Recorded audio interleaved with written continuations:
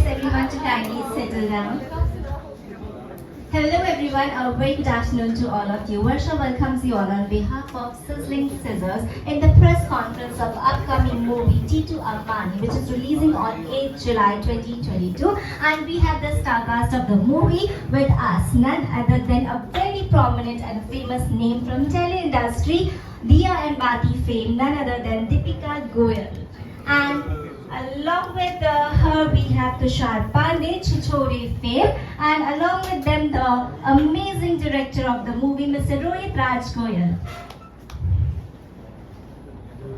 So we should move forward for the press conference, and I would request somebody to take the lead and tell us about the movie. Director should start. Director should start. Deepika. घर में जो start करता है अभी वहीं पे यहाँ पे भी जो स्टार्ट करे वो ठीक रहेगा. Thank you so much, Sizzling Scissors, for inviting us here, and thank you Jaipur Times Jaipur for inviting us and giving us such a warm and giving so much love and attention here. So thank you Jaipur. आज तक आपने बहुत प्यार दिया है मुझे, और अब फाइनली मेरी पहली फिल्म आ रही है जिसमें मैं डेब्यू कर रही हूँ, जिसका नाम है टीटू अंबानी. और इसमें स्पेशल बात ये है कि ये एक कोई ऐसी फिल्म नहीं है जो आपने पहले कभी देखी हो. बहुत ही नया कॉन्सेप्ट है, नई बात पुरानी नहीं है, बात हम सबने ये फील की हुई है, मगर फिल्म में हम शायद पहली बार देखेंगे. और इतने सीनियर एक्टर्स के साथ मुझे काम करने का मौका मिला, और रोहित के साथ फिर से काम करने का मौका मिला. इन्होंने बहुत मेहनत से 2-3 साल लगा के इस फिल्म को लिखा है, और मैंने वो मेहनत देखी है. इनफैक्ट तुषार ने, रघुवीर सर ने, वीरेंद्र सक्सेना जी ने, एंड समता जी, सपना जी, सभी एक्टर्स ने बहुत मेहनत से इस फिल्म को अपना टाइम, अटेंशन और मेहनत से इसमें काम किया है. तो मैं बहुत होपफुल हूँ कि आज तक आपने बहुत प्यार दिया है, तो इसी तरह से इस फिल्म को भी ज़रूर प्यार मिलेगा. इस फिल्म के बारे में बताएं.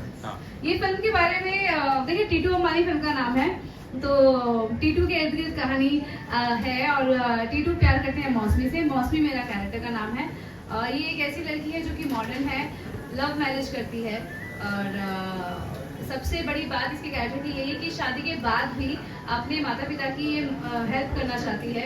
तो इक्वालिटी इन रिस्पॉन्सिबिलिटी की ये बात करती है. मतलब आज तक हम इक्वालिटी की, लड़कियां काफ़ी इक्वल आ चुकी हैं लड़कों से, हर जगह लड़की लड़का बराबर हम मानते हैं, मगर जब रिस्पॉन्सिबिलिटी की बात आती है तो हम सिर्फ लड़के से एक्सपेक्ट करते हैं कि वो अपने बुढ़ापे में माता पिता का ध्यान लड़का ही रखेगा. लड़की तो शादी करके पराया धन है, वो शादी करके चले जाएंगी. तो मुझे लगता है कि अभी हम ये अब समय आ गया है जहाँ हम मॉडर्न कंटेंट देखते हैं, मॉडर्न कपड़े पहन रहे हैं, तो हमारी सोच भी काफ़ी मॉडर्न हो गई है. तो अब हमें ऐसा नहीं सोचना चाहिए कि लड़की पराया धन हो चुकी है. अगर उन माँ बाप को ज़रूरत है उसकी हेल्प की, तो माँ बाप को झिझकना नहीं चाहिए कि इसका पैसा हम नहीं लेंगे, ये तो पराया धन है.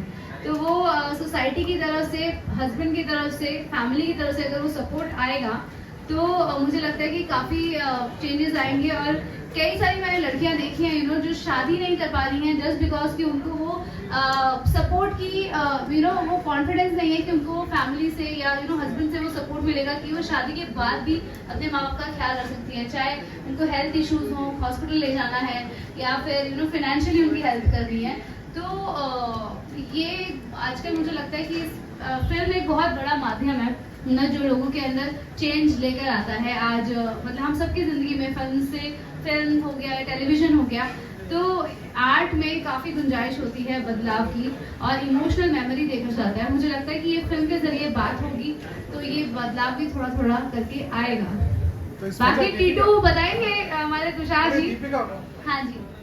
लड़की हमेशा सिक्योरिटी फील करती है शादी से पहले. लड़का जब तक सिक्योर नहीं करेगा तब तक वो मैरिज के तक पहुंचना बड़ा मुश्किल है जी. ऐसे में घर वालों का सहयोग, जैसे भी आपने अकाउंटेबिलिटी की बात करी, हाँ. कैसे समझेंगे, how can it is possible?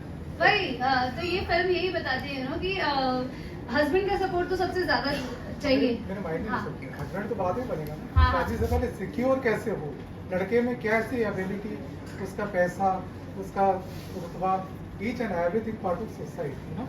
जब तक वो कम्प्लीटली उससे अटैचमेंट नहीं होगी लड़की, तो शादी के तक कैसे पहुंचेगी? पहली बात. अगर पहुंच भी जाती है तो फिर घर वालों को क्या आपत्ति होगी? अटैचमेंट मैं बात कर रही हूँ स्पेशली वर्किंग लड़कियों की, क्योंकि जिनको माँ बाप ने बहुत मेहनत से रेस किया है और वो वर्किंग और अपना पैसा खुद कमाती हैं, तो हम अगर वो लड़की जो लड़की पैसे कमाती है वो अगर अपने माँ बाप की हेल्प करना चाहे तो स्टिल छुपते छुपाते करती है लड़कियाँ, ऐसा नहीं है नहीं करती है मदद, मगर छुपते छुपाते करती हैं और माँ बाप भी हिचकते हैं उसका पैसा लेने में। कि ट्रेडिशनली रिचुअल्स के जरिए हमें ऐसी सोच दी है कि वो धन पराया है, जबकि माँ बाप ने ही उस लड़की के ऊपर वो पैसा खर्च किया है और उस पर इन्वेस्ट किया है, उसको काबिल बनाया है। मैं स्पेशली उन लड़कियों की बात कर रही हूँ। और हाँ, अगर हस्बैंड का सपोर्ट, अगर हस्बैंड सक्षम है, मैं ये नहीं कह रही कि आप अपने घर का पैसा, ऑब्वियसली पहले तो अपने आसपास का ही देखा जाता है, बट सिर्फ सारी मदद पैसे से नहीं होती, भावना होती है। तो अगर हस्बैंड पैसे से सक्षम नहीं है मगर भावना की मैं बात कर रही हूँ, भावना होनी चाहिए। मोस्टली क्या होता है कि ये बात के ऊपर कभी किसी ने विचार ही नहीं किया। ऐसी बात नहीं कि मैंस गलत होते हैं, ऐसा बिल्कुल भी नहीं मैं कह रही हूँ। मैं कह रही हूँ कि हम इसके जरिए एक सोच दे रहे हैं कि लड़की के भी एक इमोशंस होते हैं अपनी मैटरनल फैमिली से, और वो भावना ही बहुत बड़ी चीज होती है। कई बार पैसे से नहीं, टाइम जरूरत होता है। डिसीजन, माँ बाप कभी कभी इतने बूढ़े हो जाते हैं कि उनको समझ नहीं आता कि इसमें हम क्या, कौन से डॉक्टर पे जाएं, कौन से नहीं जाएं, तब टाइम की जरूरत होती है। तो उस टाइम पे हो सकता है कि उसके इन लॉज चाहेंगे कि वो यहाँ पर समय दे, वहां ना जाए, या पति एक्सपेक्ट करे कि ना अब तुम इधर ही ध्यान दो। तो मतलब ये है कि उस जितना जैसे एक लड़के से कभी नहीं पूछा जाता कि शादी के बाद वो अपने माँ बाप का ख्याल रखेगा कि नहीं, तो लड़की से भी ये उम्मीद नहीं करनी चाहिए कि वो सब कुछ सिर्फ इन लॉज के ही है। उसकी जिम्मेदारी इक्वालिटी इन रिस्पॉन्सिबिलिटी पेरेंट्स के तरफ भी है।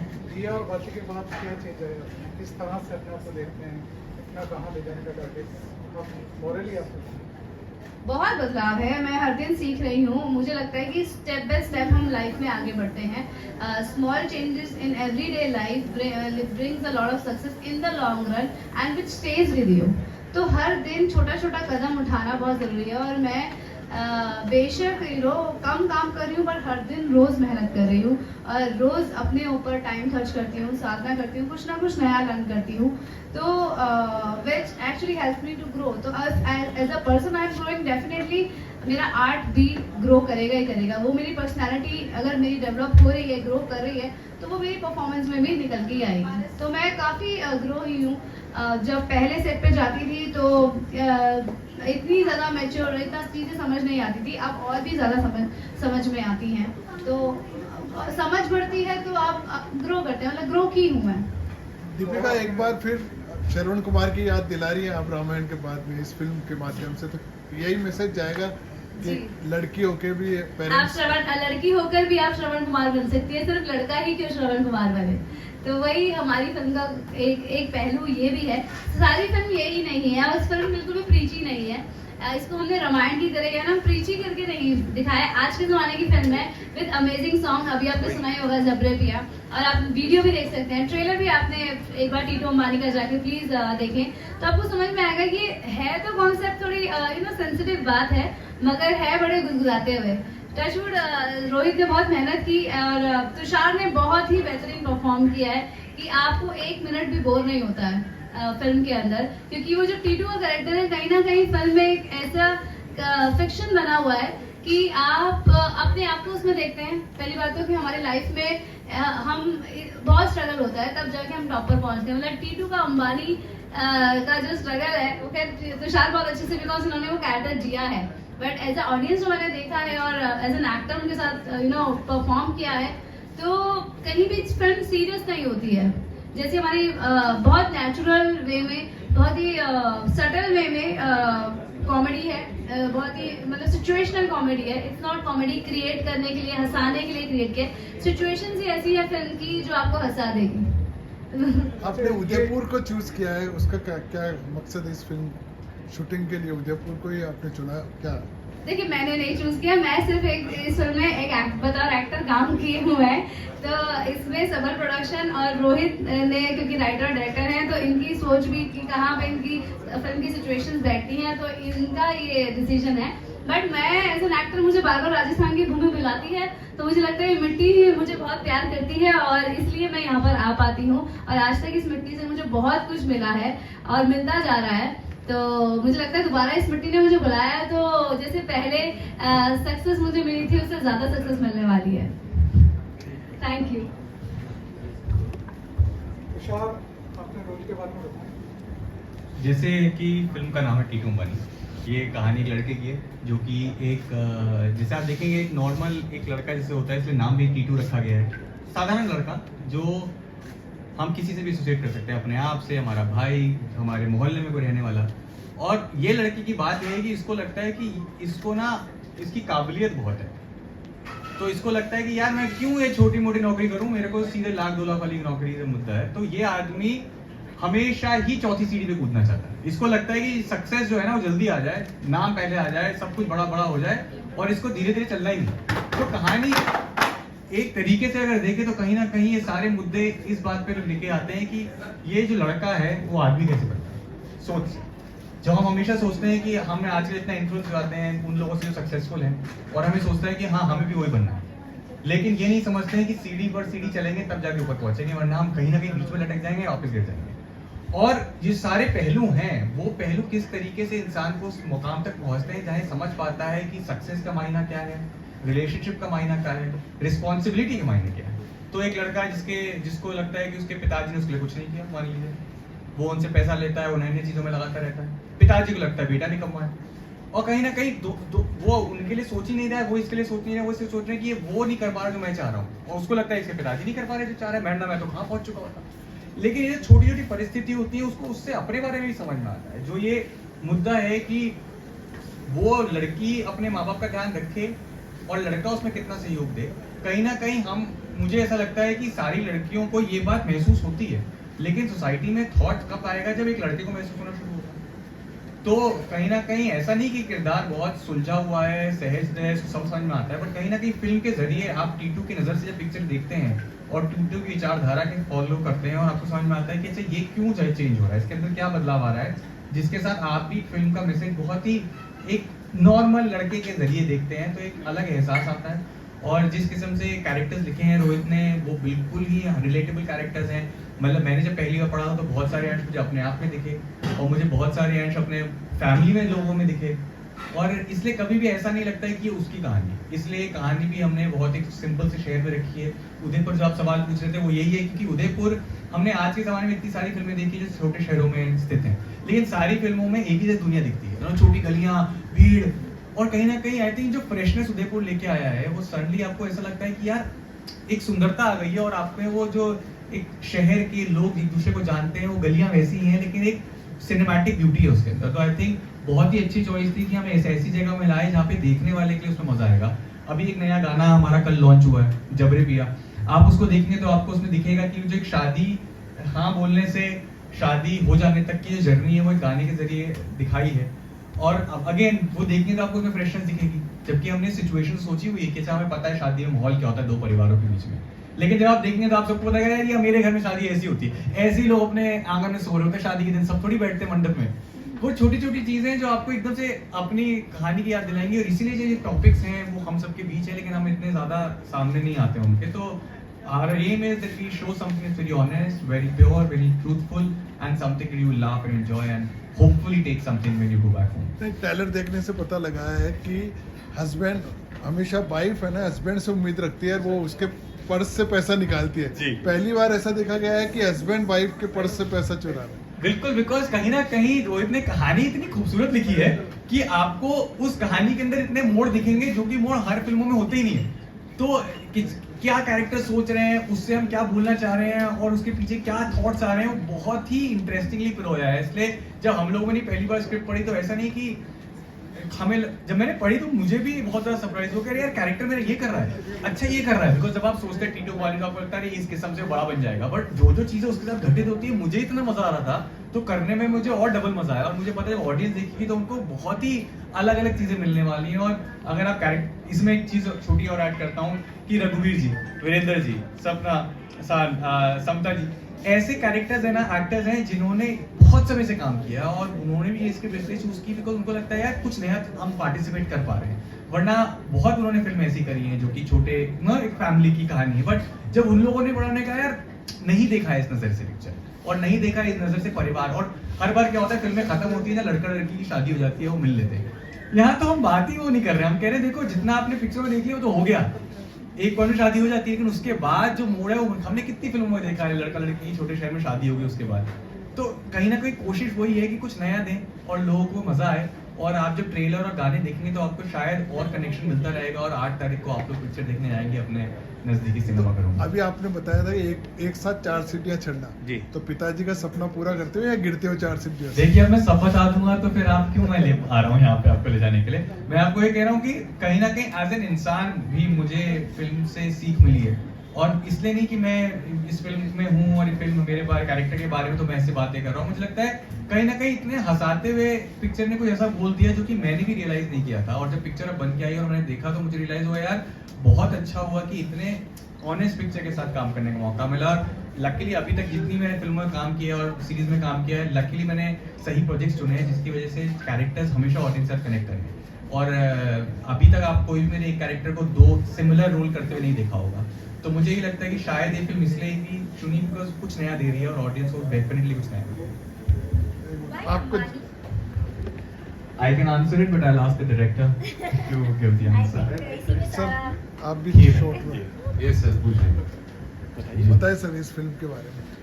हाँ, तो बेसिकली मेरे सामने सोसाइटी के अंदर 2-3 ऐसे एग्जांपल आए जिसमें ये एक सवाल खड़ा किया मेरे मन में कि कुछ लड़कियां शादी नहीं कर रही हैं क्योंकि उनको ये डर है कि शादी के बाद उनके माँ बाप का ख्याल कौन रखेगा। तो अब ये जो थॉट है, ये जो टेंशन है, ये हमेशा लड़का संभालता हुआ आया है, लेकिन हमारी सोसाइटी ने लड़कियों को ये ऑप्शन ही नहीं दिया है। हम यहाँ पे ये बात तो करते हैं कि मतलब हमें आबादी नहीं बढ़ानी, आप लड़के और लड़की में डिफरेंस नहीं करना है, और ये भी रखते हैं कि अच्छा एक बच्चा है तो कोई प्रॉब्लम नहीं है, चाहे वो लड़का हो या लड़की हो। अगर हम इस बात को सपोर्ट करते हैं तो हम इस बात को क्यों नहीं सपोर्ट करते कि लड़की भी अपने माँ बाप का पूरी एज तक हेल्प कर सकती है, मतलब जो वो चाहती है। तो ये थॉट जनरेट हुआ तो मुझे लगा कि इस टॉपिक पे मतलब कुछ बनना तो चाहिए। फिर मैंने स्क्रिप्ट लिखनी शुरू करी। उसके बाद एक और मेरा मतलब कॉन्सेप्ट था जो बेसिकली टीटू का जो सीधा जो चौथी सीढ़ी पे पैर रखने वाला जो थॉट है, दैट इज अनदर कॉन्सेप्ट। मैंने इन दोनों को मर्ज किया तो ये एक बहुत अच्छी शेप इसने ली, क्योंकि अब लड़की मदद करना चाहती है तो भैया अगर लड़का सक्षम है, अच्छा है, वो बोल देगा ठीक है ना तू दे दे भाई, लेकिन उसको वो कॉन्फ्लिक्ट करना बहुत जरूरी था कि लड़का बोले कि नहीं मुझे तेरी पैसों की जरूरत है, और वो बोलते नहीं ये पैसे मेरे माँ बाप के लिए। तो वहां पे दोनों की लाइफ थोड़ी क्लियरिटी से आती है कि अगर इस बात को मैं नॉर्मली बोल देता कि ठीक है मैं अपने माँ बाप को हेल्प कर रही हूँ, तो ये बात समझ नहीं आती कि इसमें प्रॉब्लम क्या है। तो इस वजह से दोनों कॉन्फ्लिक्ट क्रिएट हुए। इलेक्ट्रॉनिक मीडिया वाले जानना चाहते हैं। हाँ जी प्लीज। रोहित ने इस कहानी को लिखने के लिए तो ऑब्वियसली फिक्शन है और उसको क्रिएट किया गया है पेपर पे एंड देन फिर ऑन सेट, तो रियल तो नहीं है, बट हाँ आपको किरदार जरूर रियल जैसा लगेंगे, और आपकी जो सिचुएशंस हैं वो आपके साथ में खुद घटित हुई होंगी। सिचुएशंस काफ़ी रियल करके उसको शूट किया गया है कि ताकि आप कनेक्ट हो सकें। क्लाइमेक्स क्या? हाँ क्लाइमेक्स क्या? माय गॉड, इसका तो आपको मुझे कम से कम 50 करोड़ देने पड़ेगा। सवाल था जैसे अभी जो देश के हालात हैं कि कोई भी किसी भी मुद्दे पे ऐसे बोल नहीं सकता, तो आपने भी ऐसा कुछ अपने लिस्ट के अंदर शामिल कर रखे हैं कि मुझे इन मुद्दों पे बोलना नहीं है या बोलना सोच समझ के बोलना है, ऐसे कुछ बना रखे हैं आपने? देखिए लाइफ में सोच समझ के चले तो लाइफ अच्छी रहती है, और आप ज़्यादा ट्रोल नहीं होते, तो समझदारी में ही उच्च विचार, समझदारी में ही जीवन आसान है। तो हर इंसान चाहेगा कि उसका जीवन आसान हो और वो अपने गोल पे फोकस कर सके, बशर्ते जो एक्सटर्नली चल रहा है, क्योंकि जो चल रहा है उसका हमें भी सत्य कुछ पता नहीं है, जो हमारे साथ हो रहा है वही उसका ही सच हमें पता नहीं है, तो बाकी का तो क्या करें। तो सिर्फ ऊपर से देखकर बोल देना बहुत ही अधूरा सच है, और अधूरे सच के ऊपर बोलने का कोई मतलब नहीं है। ये तो फिर भी जैसे आपके जहन में तो होगा ना कि मुझे इन मुद्दों पे, जैसे अभी अग्निपथ वाला चल रहा है, अग्निवीरों वाला चल रहा है। सच बताऊँ ना, मैं न्यूज़ आपको मेरा इंस्टाग्राम रील्स देख के पता लग गया होगा कि मैं कितनी क्रेजी कर रहा हूँ। I am not into so much into news. तो और हाँ, कुछ न्यूज़ अपने आप ही मिल जाती हैं because you are active on social media. जब कुछ गलत होता है तो एज अ ह्यूमन बीइंग मैं भी इंसान हूँ, मुझे भी दिल को बहुत ठेस पहुँचती है और बहुत पीड़ा होती है। और जब कुछ अच्छा होता है तो बहुत फ्लरिश होता है, आपका खुद का दिन अच्छा जाता है। तो हम यही चाहेंगे कि दुनिया में सब अच्छा होता रहे और ताकि हम सब साथ मिलकर इस दुनिया को कहीं से कहीं पहुंचा सकते हैं। तो हम सबके ऊपर बहुत रिस्पॉन्सिबिलिटी बनती है कि हम किसी को हर्ट ना करें या कुछ गलत ना करें। अगर हर इंसान अपनी जिम्मेदारी उठा लेगा तो मुझे लगता है ये दुनिया बहुत खूबसूरत हो सकती है। Thank you, thank you. Sir ji, इसका बजट का बजट फिल्म का आपका टोटल ओवरऑल देखा जाए सर मतलब हमारा मेकिंग कॉस्ट ऑलमोस्ट 4-4.5 करोड़ के आसपास बैठा है। आपका मतलब जॉनर कौन सा, आपने नॉर्थ इंडियन को चुना है या पूरे all over? Sir genre film का तो मतलब सोशल मुद्दा है और ड्रामा है, और लैंग्वेज जो है वो फैमिली यूपी की रखी है जी। एक म्यूजिक की बात करें, अभी एक गाना तो हमने सुन लिया, हाँ जी। बाकी कितने गाने हैं इसमें? सर 4 गाने तो फुल फ्लेजेड है, मतलब आप वो obviously not on YouTube but वो स्पॉटिफाई और 2-3 ऐप जो म्यूजिक की हैं उस पर वो हैं गाने, आप सुनिए। और चारों गाने डिफरेंट हैं, मतलब आप अगर दूसरा गाना सुनेंगे आपको ये लगेगा नहीं कि ये इसी फिल्म का गाना होगा, वो अलग सिचुएशन पे है, तीसरा अलग सिचुएशन पे है। तो ये किसने गाया गाना जो आज आपने? ये रेखा भारद्वाज जी ने, ये बहुत अच्छा गाना गाया उन्होंने। और म्यूजिक डायरेक्टर कौन है? म्यूजिक डायरेक्टर है हमारे भरत हितार, उदयपुर से ही हैं। और मतलब मैं बोलूँगा ना कि यंग टैलेंट, मतलब वो लोग एड्स वगैरह करते हैं। आप राजस्थान से बिलोंग करते हैं या? मेरे सर फोरफादर राजस्थान से बिलोंग करते हैं, मतलब राजगढ़ में वो रहते थे, तो हमारा जो गांव है। तो आपने कितनी स्टडी की कि उदयपुर से आपने म्यूजिक डायरेक्टर? नहीं सर, ऐसा कुछ नहीं था कि मेरे को उदयपुर से लेना है, मतलब टू बी वेरी ऑनेस्ट हमारे जो लिरिसिस्ट हैं मयूरपुरी जी, तो मुझे ये म्यूजिक इंडस्ट्री का बहुत ज़्यादा पता नहीं था कि ये रिस्पॉन्सिबिलिटी किसको दी जाए। तो मयूर जी बहुत सीनियर लिरिसिस्ट हैं और मतलब 150-200 गाने उन्होंने लिखे हैं और अलग अलग म्यूजिक डायरेक्टर्स के साथ उन्होंने काम किया, और मतलब वो मुझे अपना छोटा भाई मानते हैं। तो मैं उनके पास लेके गया कि sir I am totally blank, please suggest me, budget इतना ही है कि हम कम बजट में बेटर। तब उन्होंने मुझे भरत हितार को रिकमेंड किया, और मतलब कोइंसिडेंट ऐसा हुआ, मैंने भरत से बात करी तो कहते हैं कि ठीक है सर, अब हम जब मुंबई आएंगे तब हम बात करेंगे। तो मैंने कहा ठीक है यार, मैं रेकी के लिए उदयपुर जा रहा हूँ, तो जब मैं वापस आ जाऊँगा तो तुम मिल लेना। कहते सर हम उदयपुर ही रहते हैं। तो फिर हम लोग वहाँ मिले और हमारी बात आगे बढ़ी। Thank you sir.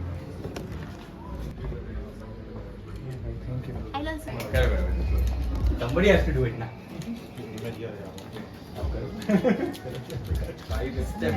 Three round of cheers for T2 Ambani and Sizzling Scissors. Come on everyone, hip hip! Hooray! Hip hip! Hooray! Hip hip! Hooray! Oh my God! Wow! Thank you. So these are just 2% of celebs who are Yeah, I know, everyone has Wow, been Travis from. Tiger, Shraddha, Sunny.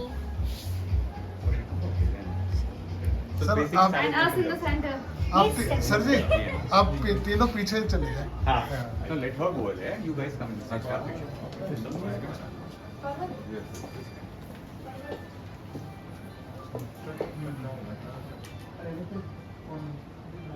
किधर किधर देख रहे हैं? बस ध्यान से करें।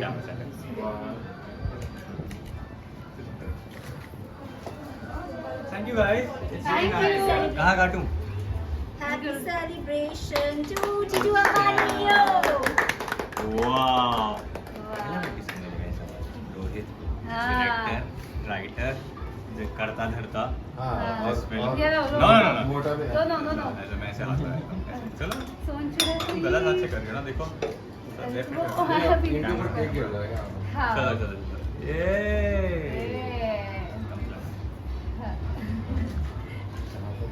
मेरे हाथ में ऑलरेडी बहुत कुछ है। छोड़ मेरा हाथ, छोड़ दो। Thank you. Thank you guys, really nice, yeah. Thank you. Tissue देना. है। हाँ, अभी खाई प्लीज। सर जी इनको भी। अरे नहीं सर आपको पता है मैं डाइट पे रहता हूँ, ऐसा क्यों बोल रहे हो? ये देखो Thank you. शरारत करिए क्या नहीं खाया? Thank you guys, very nice. Paper One more. अच्छा एक और नेक्स्ट